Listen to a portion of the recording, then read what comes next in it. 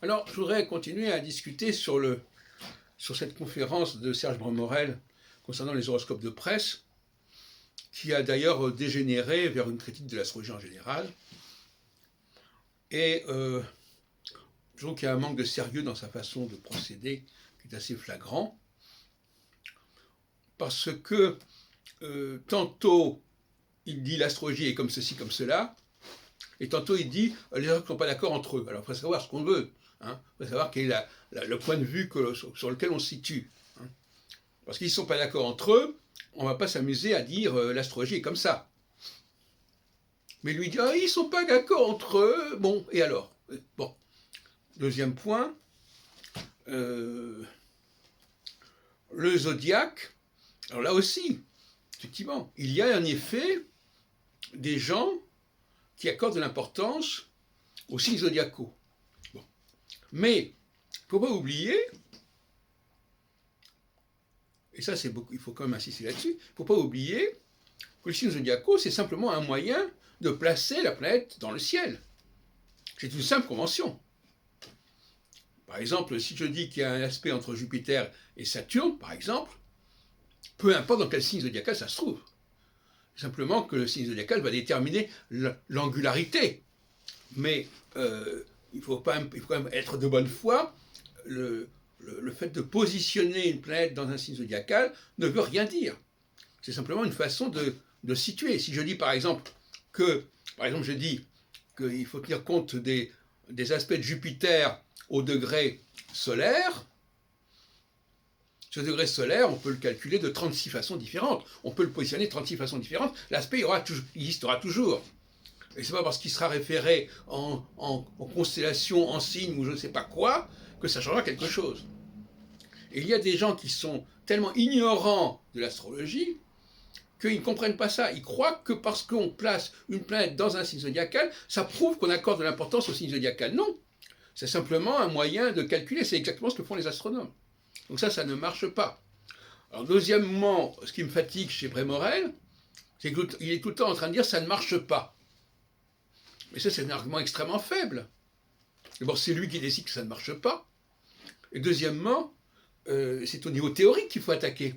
C'est pas au niveau de ça marche ou ça marche pas. Il faut être sérieux quand même. Bon. Donc effectivement, c'est comme on n'envoie pas une fusée si on n'a pas vérifié que sur le plan de son système, elle est capable de voler. Bon, on n'est pas, la science, c'est pas, contrairement à ce qu'il dit, elle n'est pas si expérimentale que ça. Hein, elle recherche une théorie, une cohérence, et nous savons très bien que, par exemple, nous, intellectuellement, nous sommes beaucoup plus capables de faire la critique d'un système, d'un dispositif, que de savoir si les choses sont vraies ou sont fausses au niveau de la pratique. Hein. Je veux dire, bon, alors là aussi on joue sur les mots. Entre dire, il m'a dit quelque chose sur moi, c'est vrai, c'est faux, ça n'a rien à voir avec le fait de dire que ce système est vrai ou faux. Alors là on joue toujours sur les... Il y a un manque de rigueur sur le plan terminologique qui est assez effrayant quelque part. Hein. Bon, la véracité d'un fait, ça ne veut rien dire.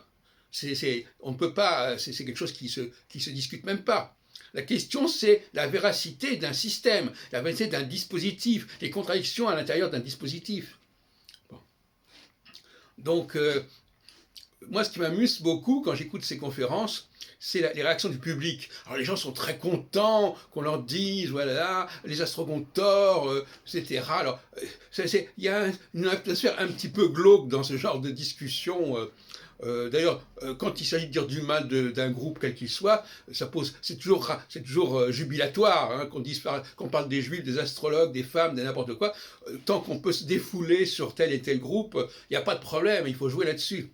Alors, effectivement, les astrologues jouent sur la misère humaine, mais alors les attaques contre l'astrologie, c'est aussi jouer sur des tendances comme ça à se défouler sur un savoir en disant « Ah, mais moi, je ne suis pas tombé dans cette erreur, etc. etc. » Donc, bon, voilà.